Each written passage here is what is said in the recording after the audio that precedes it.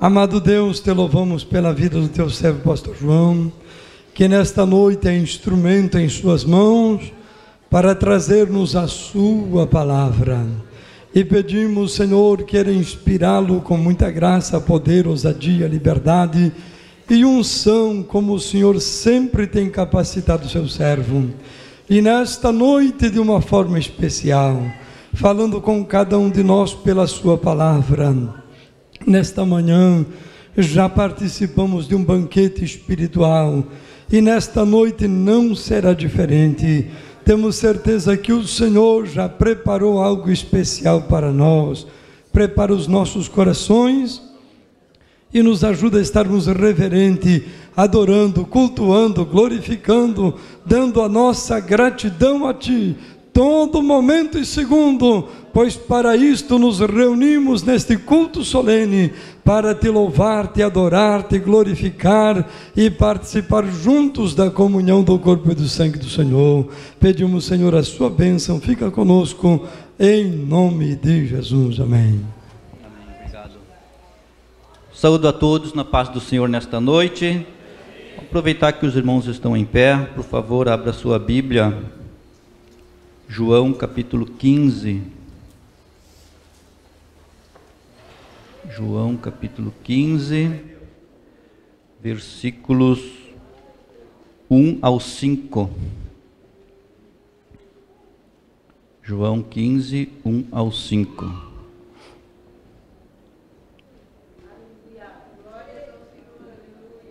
Diz assim a palavra de Deus: Eu sou a videira verdadeira, e meu Pai é o lavrador. Toda vara em mim que não dá fruto, atira e limpa toda aquela que dá fruto, para que dê mais fruto.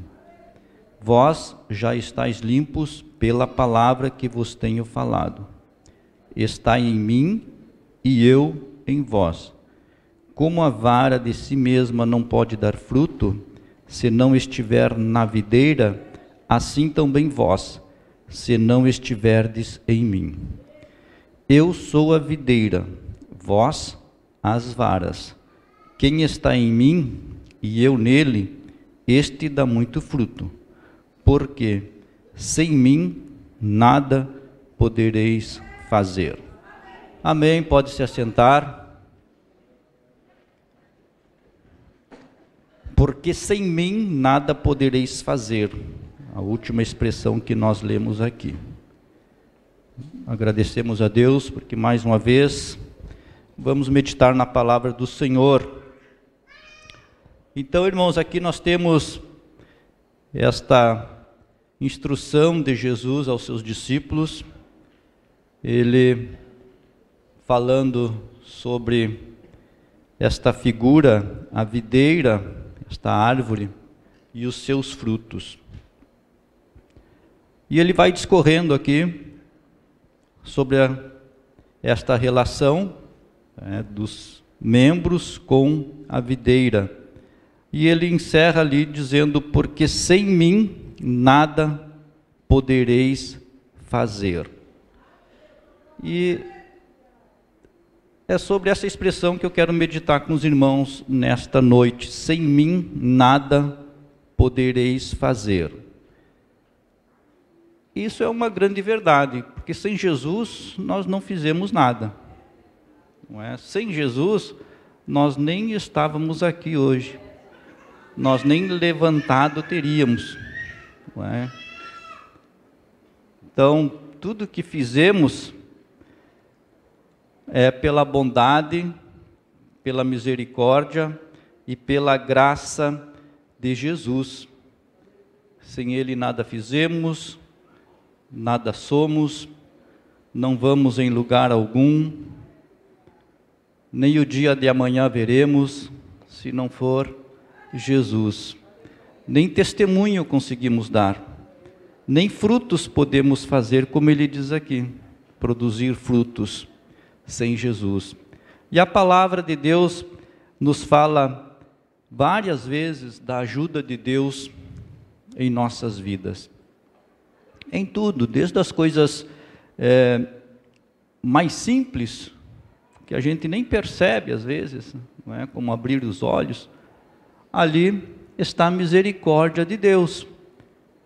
No livro de Lamentações, capítulo 3, versículo 22 e 23, diz assim, ó: as misericórdias do Senhor são a causa de não sermos consumidos, porque as suas misericórdias não têm fim. E olha só, novas são cada manhã.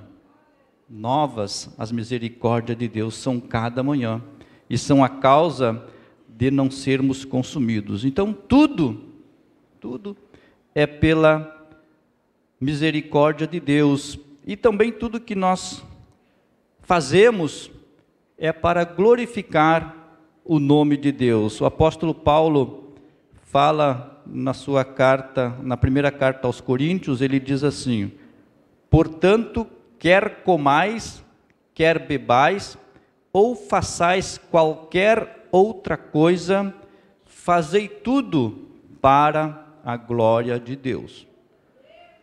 Tudo, qualquer outra coisa, tudo para a glória de Deus. Então, sem Jesus, nós não fizemos nada.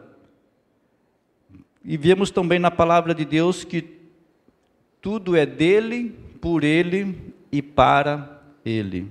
Todas as coisas, porque dele, por ele e para ele. Então eu começo, o ensino nesta noite sobre a nossa total dependência de Jesus. Todos nós somos dependentes de Deus em todas as coisas, como nós vimos aqui. Tudo. Desde a proteção da nossa vida, ali está a mão de Deus. No Salmo 127 diz que se o Senhor não edificar a casa, em vão, é um trabalho aqueles que edificam, que estão perdendo o tempo. É o Senhor que protege. Se o Senhor não guardar a cidade, em vão vigia a sentinela. Então tudo está nas mãos e no controle de Deus. Dependemos inteiramente de Deus. Sem mim nada podeis fazer. Muito bem, então os irmãos guardem isso aí. Agora nós vamos, sim, agora você vai acompanhar comigo lá em Gênesis capítulo 3. Gênesis capítulo 3. Vamos ler versículo 1 ao 7. Gênesis capítulo 3.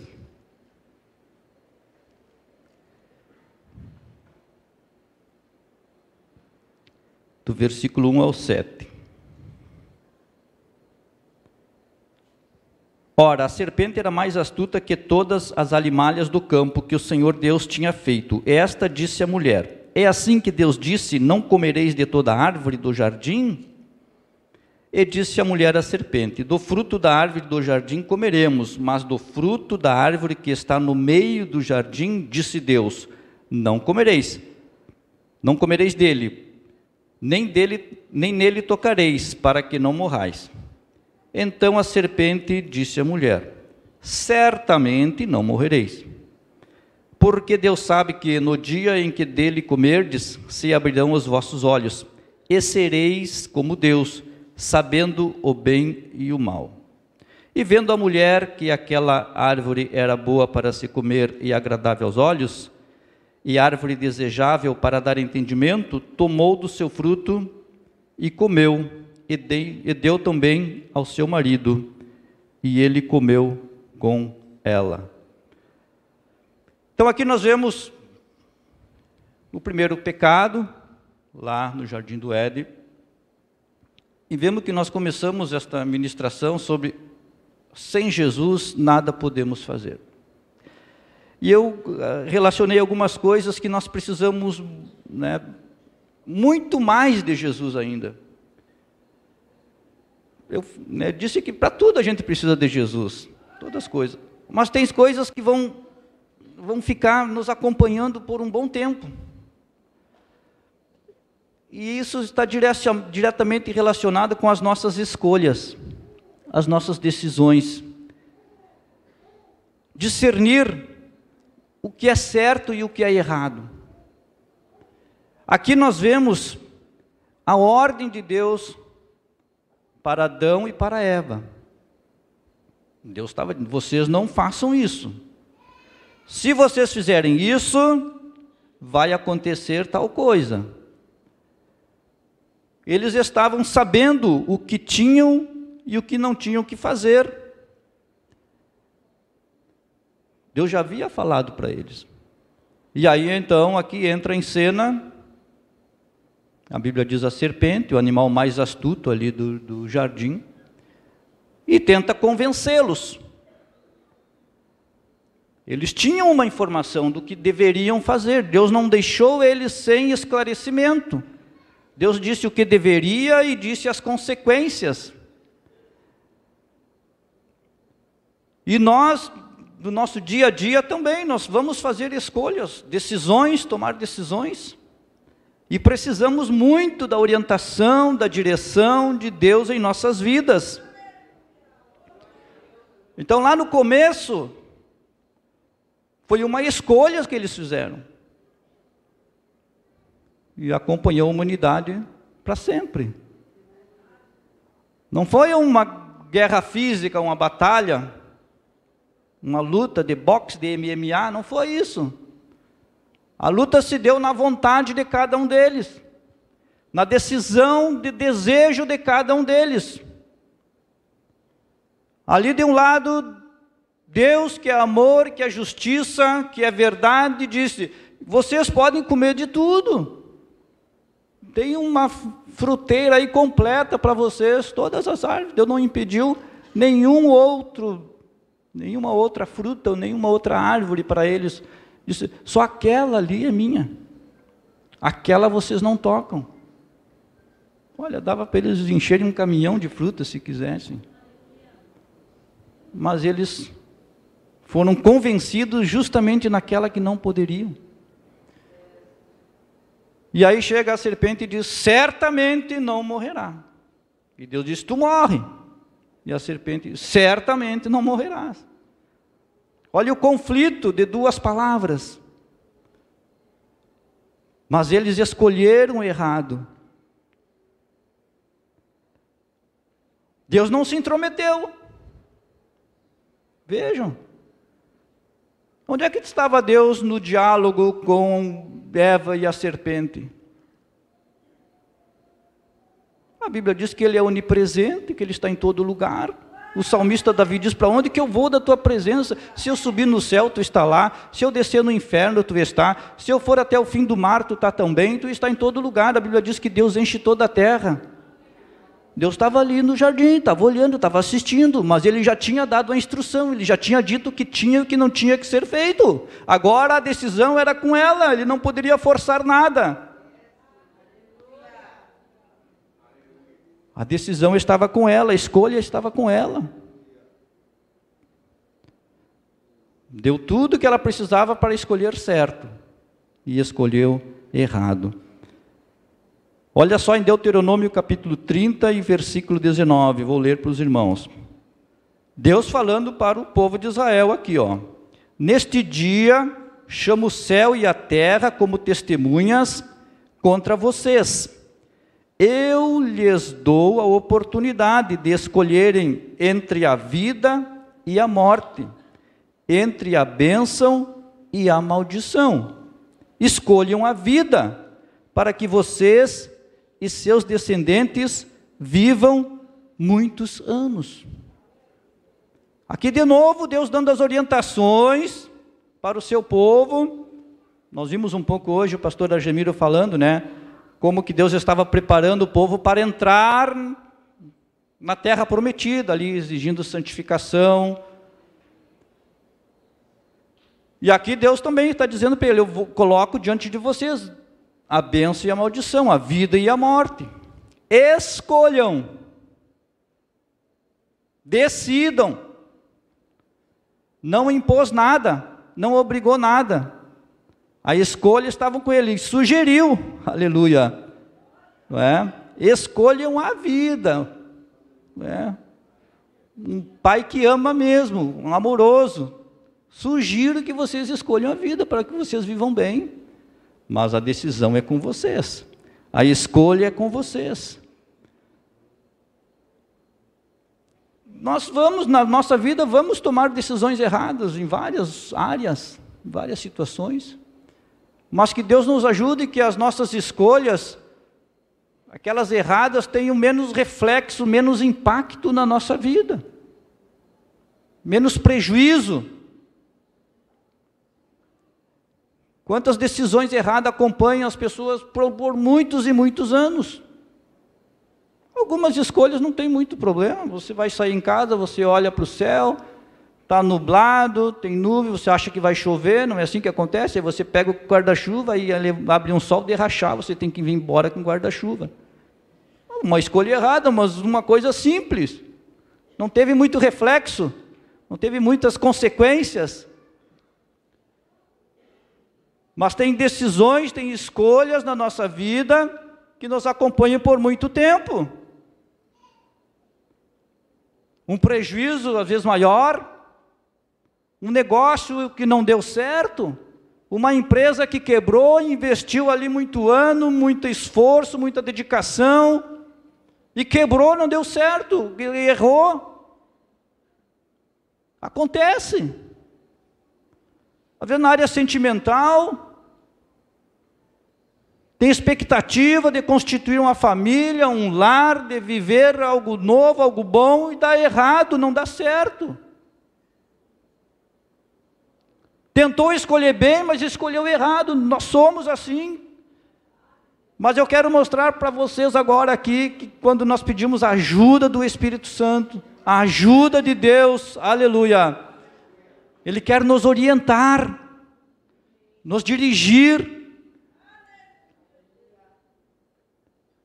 para que as nossas escolhas não venham depois, ser um prato amargo, algo ruim, que tire o nosso sono, que seja um fardo pesado, que às vezes nem conseguimos carregar. Aleluia, louvado é o nome do Senhor. Nós não vamos desistir por causa dos nossos erros, por causa das nossas escolhas erradas. Vamos continuar. Pedir, Senhor, me ajuda, sara minha ferida, me dá força, me dá ânimo. Eu quero prosseguir.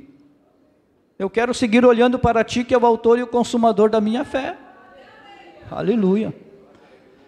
Tem uma passagem lá no livro de Atos dos Apóstolos, capítulo 27, ali, que fala de uma situação ali, os irmãos vão ler em casa depois, do naufrágio, que o apóstolo Paulo estava sendo levado para Roma, para ser lá julgado e depois condenado, e a Bíblia diz que eles então vão no navio, vão para um lugar, vão para o outro, e está meio ruim a situação, e a Bíblia diz que o apóstolo Paulo pede para o comandante da embarcação, para ficar mais um pouco num lugar. E a Bíblia diz que o comandante não ouve a orientação do apóstolo Paulo, mas ouve o piloto do navio, o comandante do navio, que era favorável a andar, a seguir. E eles andam um pouco e lá pelas tantas começa a ter tempestade. Ali a Bíblia diz que teve uma tempestade muito grande. E eles viram que estava tudo se perdendo, que eles iam morrer, todo mundo.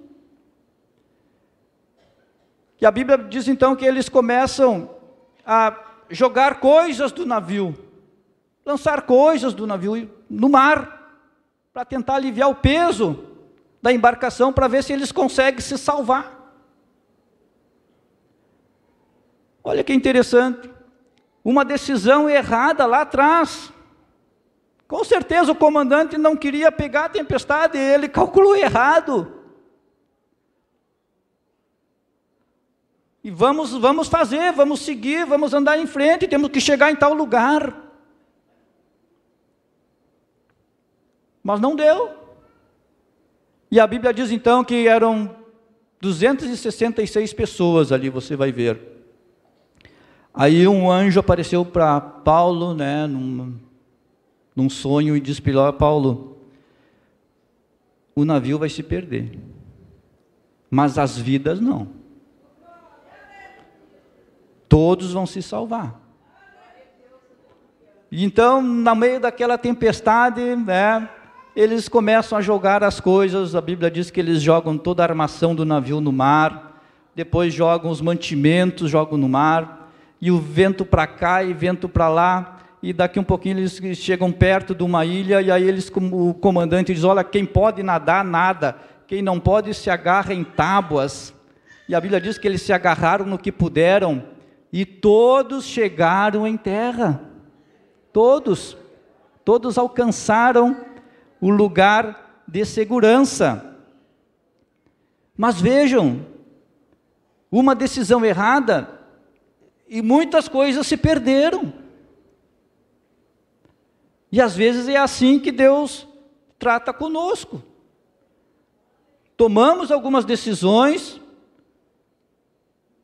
vêm as tempestades, vêm as lutas, vêm as provações, vêm as dificuldades, e a gente vai perdendo as coisas. Às vezes são projetos não realizados, são sonhos não concretizados, coisas que ficaram pelo caminho. Às vezes foi um longo tempo de investimento em alguma coisa que faliu, que não deu certo, foi uma sociedade que não andou.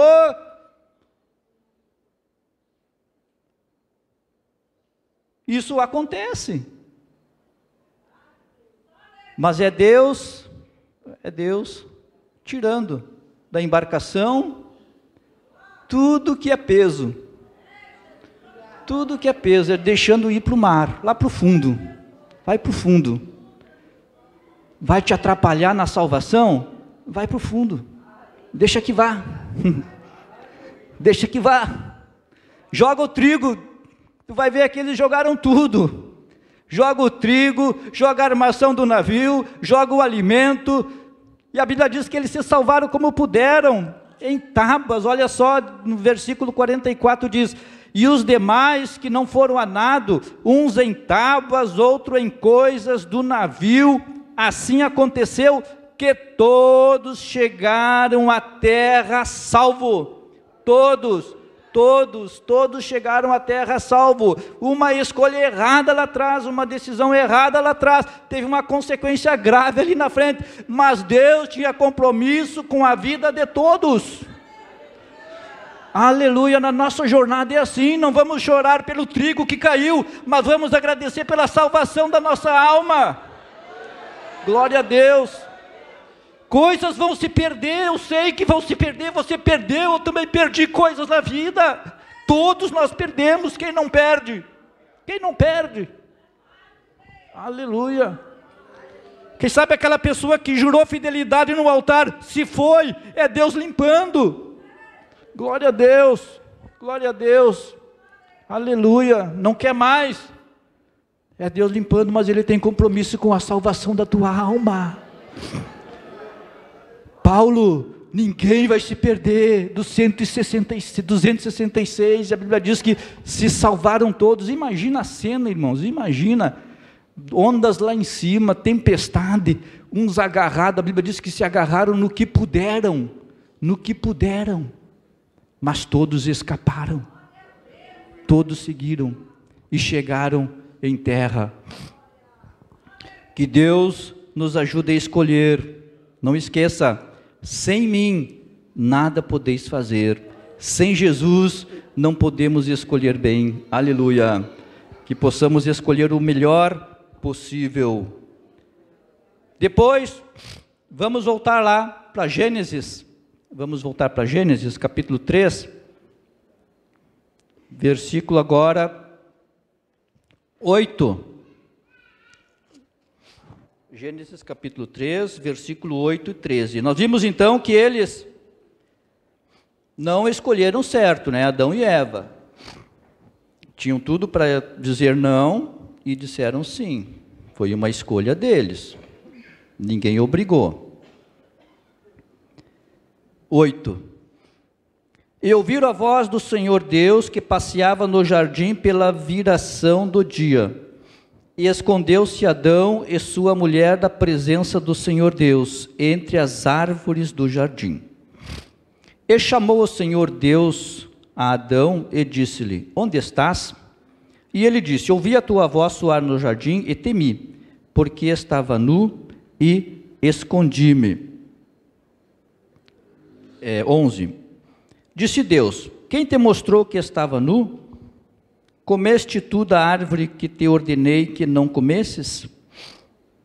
Então disse Adão: a mulher que me deste por companheira, ela me deu da árvore e comi. E disse o Senhor Deus à mulher: por que fizeste isso? E disse a mulher: a serpente me enganou e eu comi. Então vejam, eles erraram na hora da escolha, né? Agora aqui, eles não estão admitindo o erro, não é mesmo? É o que dá de entender aqui na Bíblia, né? Um empurra para o outro. A Bíblia diz que um abismo chama o outro. Na primeira parte nós já passamos aqui. Deus disse que não tinha que fazer, eles fizeram errado, e agora Deus chega e conversa com eles, e um passa para o outro. Então, irmãos, precisamos de Deus, sem mim nada podeis fazer. Porque admitir as nossas culpas, os nossos erros, não é uma coisa tão simples. Pode que para você pareça simples, que bom, ótimo. Mas às vezes não é. Para muitos não é. A gente muitas vezes, coisas que herdamos, no Adão e Eva ali são a representação da raça humana. Muitas vezes a gente tenta achar um responsável pelos nossos erros, pelos nossos fracassos, mas foi fulano que fez isso, foi fulano que me disse, por isso que eu agi assim, fulana me enganou, por isso que eu tomei essa atitude.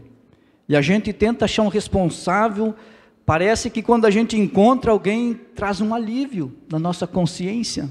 Eu estou nessa situação e eu não mereço estar aqui, mas foi tal situação, tal fulano que me colocou aqui, que me fez com que eu entrasse nessa furada. Aqui eles não admitiram o seu erro, não é? E nós temos que entender que admitir os erros não é um sinal de fraqueza. Não é. Pelo contrário, é um sinal de humildade. A pessoa reconhecer: Senhor, eu errei. O que Adão e Eva tinham que dizer? Senhor, nós erramos. Eu lembro que tu falou. Ah, mas não foi ela que me deu. Por que tu fez isso, Eva? Pois é, ela mentiu para mim, fui fraca. Não, foi a serpente que me enganou, ela disse. Vejam, passando a culpa para os outros, não admitindo os erros. E a Bíblia diz em Provérbios 28:13, diz assim, quem esconde os seus pecados não prospera, mas quem os confessa e os abandona, encontra misericórdia. Que Deus nos ajude, né? Primeiro, a tomar as decisões certas, pedir a ajuda de Deus. Depois, se por algum momento erramos, falhamos, que venhamos a reconhecer, a admitir o nosso erro. Para Deus, ali no jardim do Éden, ambos haviam errado, mas eles tinham um obstáculo para reconhecer o erro, e não reconheceram. Ali empurraram para o outro. E o inimigo de nossas almas sabe que nesse processo de reconhecimento dos nossos erros, das nossas falhas, começa um trabalhar de Deus. Começa por aí. Quando eu reconheço que eu errei, que eu falhei, né? Aí eu vou lá para a pessoa e peço desculpa. Às vezes uma palavra que saiu, né, num momento que não deveria, uma atitude, estava de cabeça quente, falei o que não deveria falar. Pronto, eu caio, né, na real, como diz, e vou lá e peço desculpa. Olha, eu errei, falhei, me desculpa. Só que o inimigo das nossas almas, que quer ver nós destruídos, ele sabe que um processo de restauração, de cura, né, de união, começa com essa parte do reconhecimento. E aí então ele vai trabalhar de todas as maneiras impedindo que aquilo aconteça. Quando você vê lá a parábola do filho pródigo, você vai ver que todo o processo, tanto da saída da casa do pai dele, que ele sai com dinheiro, vai gastando, vai perdendo, né, e chega lá naquele ambiente de alimentar os porcos, tudo aquilo ali, ele vai descendo, e continuaria descendo até o fim. Mas a vitória dele, a Bíblia diz que quando ele cai em si, quando a Bíblia fala lá em João capítulo 15, e caindo em si, a Bíblia diz, caindo em si, lembrou de tudo que tinha na casa do seu pai. Caindo em si. Lucas capítulo 15. A partir dali, vejam que interessante, a partir dali, já estava tudo determinado por Deus, o pai já estava esperando, nada mais podia impedir a vitória dele. Só que era uma batalha dele, aquilo ali era uma luta dele, era uma decisão dele, no interior dele. O cair em si não dependia de Deus, dependia dele.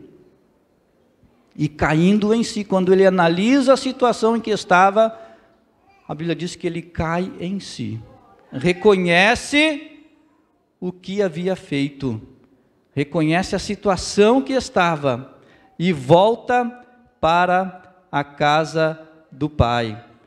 E aí então os irmãos conhecem a história, não é? Que tudo lá ele recebe novamente. Mas aqui nós vemos que ele tomou uma decisão. Ele escolheu ali, né, mudar de situação, e caiu em si e voltou. Quando nós vemos na palavra de Deus, tem uma carta do apóstolo Paulo a um homem chamado Filemão, está um pouquinho antes de Hebreus ali. Ali mostra um episódio que o apóstolo Paulo encontra uma pessoa na prisão, fala de Jesus para ele, essa pessoa então se converte ao cristianismo, mas tem um problema. Essa pessoa era um fugitivo, era um escravo e havia fugido do seu senhor, que naquela época era um direito de propriedade. Então, o apóstolo Paulo faz o seguinte, ele escreve uma carta para Filemão e entrega para este homem chamado Onésimo.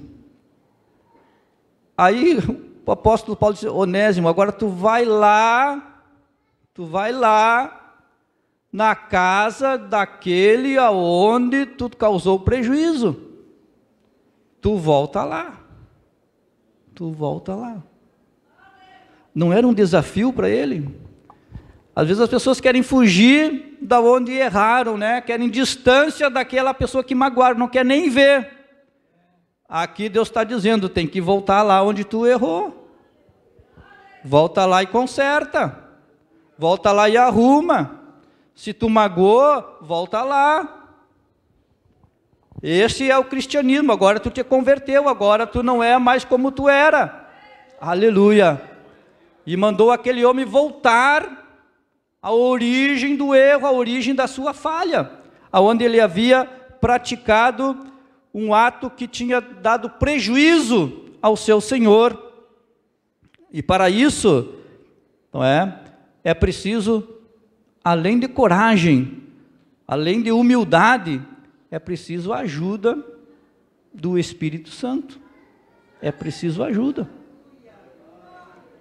Olhar, né, no tete-a-tete, como dizem, naquela pessoa em que falamos mal, que dissemos uma coisa que não deveríamos dizer, ter coragem de ir lá e dizer, me perdoa, eu quero consertar o meu erro, eu quero consertar a minha falha. Aleluia. Mas era isso que o apóstolo Paulo estava fazendo. Ele poderia dizer, Onésimo, agora tu é um crente, daqui o teu Senhor está para lá, agora tu vai bem para lá, vai bem para longe. Ele nem mais vai se lembrar de ti. Começa uma nova vida, totalmente aquele que está em Cristo, nova criatura é. As coisas velhas já passaram, tudo se fez novo. Aleluia. Ele diz, não, tu errou lá? Vai lá. Tu falhou lá? Tem um coração triste contigo lá, tem alguém magoado contigo lá, é lá que tu tem que ir. Tu teve coragem de causar prejuízo lá, tu vai ter coragem de voltar lá agora. E isso é só com a ajuda do Espírito Santo, porque nós não conseguiremos. Nós não conseguiremos. Aleluia. Glória a Deus. Como que tu acha que aquele homem voltou? Não é? O orgulho teve que enfiar dentro de um saco, o orgulho, e jogar longe. A vaidade teve que deixar de lado. Teve que se humilhar. Glória a Deus. Mas a Bíblia diz que Deus resiste ao soberbo e dá graça aos humildes. Aleluia. Glória a Deus. É assim mesmo, o cristianismo é assim. Por isso que não é fácil. Jesus disse que a porta é estreita, o caminho é apertado. A gente quer, né, vou na igreja, faço a minha oferta, meu louvor, minha adoração, não importa os outros. Aí Jesus disse assim, ó, se tu um dia vier no altar e trouxer a tua oferta, olha o que Jesus falou, e tu te lembrar que tem alguém que tem contra ti, não é tu contra ele, tem alguém que tem alguma coisa, é assim, né, que diz? Se tu te lembrar que tem alguém que tem alguma coisa contra ti, ele disse assim, ó, deixa a tua oferta ali, vai lá e faz a tua parte, e te reconcilia. Mas às vezes nós queremos, né, nos agarrar nas nossas justificativas, mas não fui eu estava certo. Jesus disse, se ele tem alguma coisa contra ti, faz a tua parte, tenta arrumar, no que depender de vós, diz a palavra de Deus, no que depender de cada um de nós, tenhamos paz com todos, no que depender de vós. Aí Jesus disse assim, ó, aí depois que tu fez isso, tu vem e oferta. E interessante que a oferta ia ficar ali no altar. A gente deixa aqui, eu vou receber. Ninguém vai tirar, ninguém vai levar o teu glória a Deus, o teu aleluia, a tua vida consagrada ao Senhor, ninguém vai tirar. Mas às vezes tem coisas que a gente tem que voltar um pouquinho, para que a oferta espiritualmente seja recebida. Porque a gente pensa que a parte da oferta é só na parte física, é só chegar na igreja, cantar, botar a Bíblia debaixo do braço, mas às vezes tem alguém que ficou ferido, machucado, que foi um mal entendido e tem que ser esclarecido. É o que Jesus falou, vai lá, aleluia, e arruma, faz a tua parte. Deixa eu ler aqui, eu acho que é Mateus capítulo 5, né? Olha só,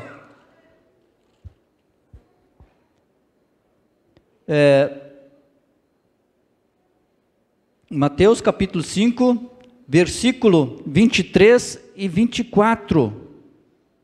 Portanto, se trouxeres a tua oferta ao altar, e aí te lembrares de que teu irmão tem alguma coisa contra ti.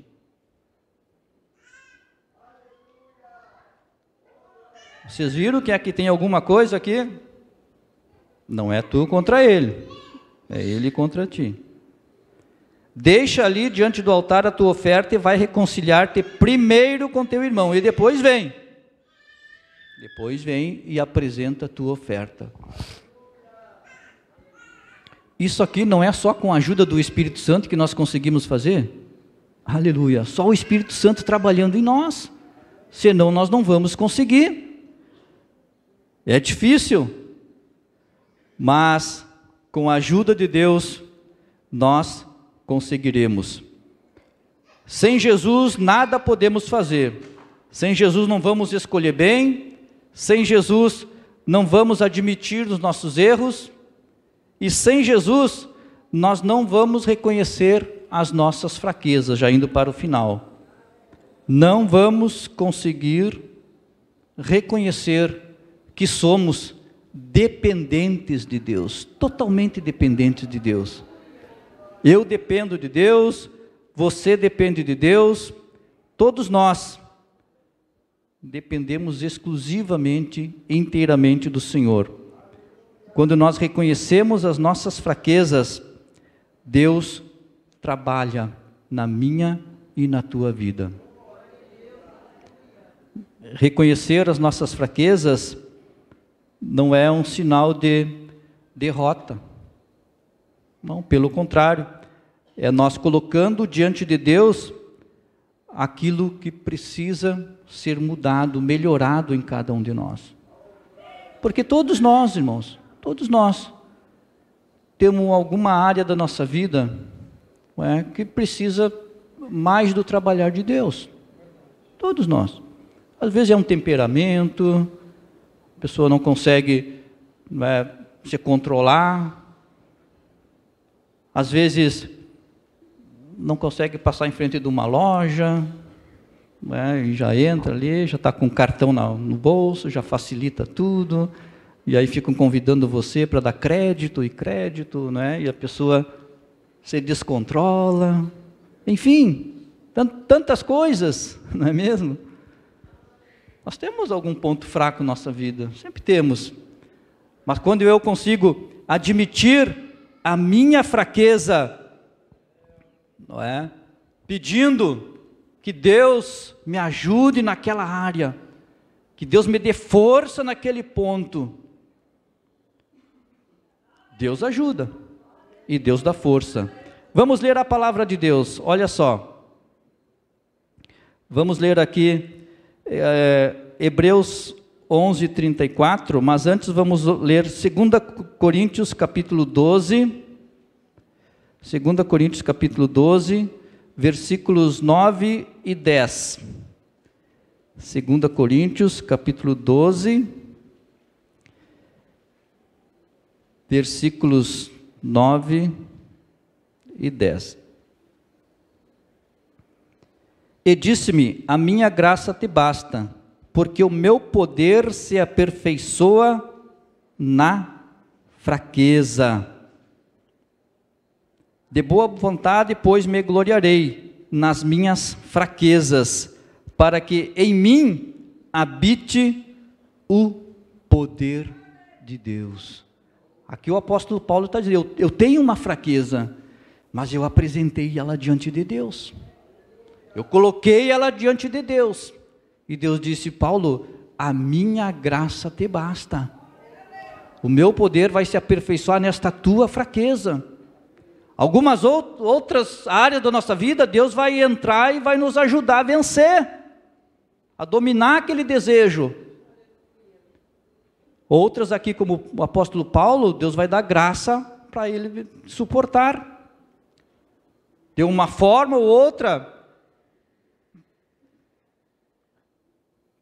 podemos ser fracos em várias áreas, mas Deus está conosco. Quando você vê lá na carta escrita para a igreja de Filadélfia, você vai ver ali uma expressão assim que diz assim, ó: tendo pouca força, não negaste o meu nome e guardaste a minha palavra. A igreja de Filadélfia, ela tinha pouca força. Todas as igrejas ali, as 7 igrejas do Apocalipse, receberam a mesma palavra. Todas, porque a Bíblia diz que Deus não faz acepção nenhuma, então o que uma ouviu, a outra ouviu também.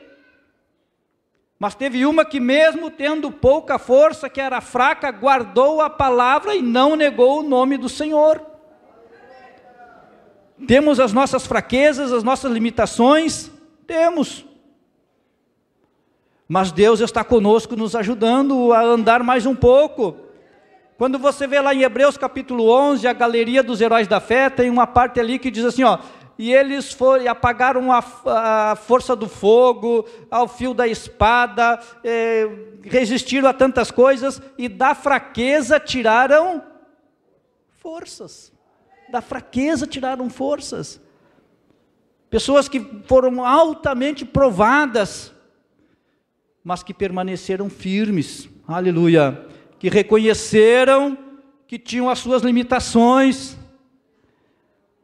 Na vida cristã não tem super-herói, não tem poderes, não tem pessoas aí, nenhuma com cinto do Batman ali, que para resolver uma coisa, tira aquelas coisinhas, né, e resolve aqui, resolve lá, né, e se vai fugir do inimigo, né, voa com a capa do super-homem. Não tem, deixa eu te dizer, não tem isso no cristianismo. Tem a pessoa que dobra o joelho e está necessitada e coloca para Jesus: me ajuda que eu não consigo mais. Aleluia, me ajuda, Senhor, eu não tenho forças. Por isso que o salmista Davi diz: sou pobre e necessitado, mas o Senhor cuida de mim. Aleluia, glória a Deus. Deus cuida de você, Deus cuida de mim. Apesar das minhas fraquezas, apesar das tuas fraquezas, Deus cuida de nós. Apesar das nossas decisões erradas na nossa vida, Deus cuida de cada um de nós. Aleluia, vejam, o trigo se perdeu, as coisas se perderam, mas a vida foi poupada. Você tem o nome escrito no livro da vida. Não chore pelos anéis que ficaram. Deus tem compromisso com a tua alma. A cruz do Calvário tem um sentido de existir. Foi para que eu e você entrasse para sempre e morasse com Ele lá. Aleluia. Pessoas, amigos, amigas, coisas podem se perder na tempestade, mas você entrará no reino de Deus e trocará a cruz por uma coroa de glória. Deus abençoe, Deus abençoe. Sem mim, disse Jesus, sem mim nada podeis fazer. Em nome de Jesus, amém.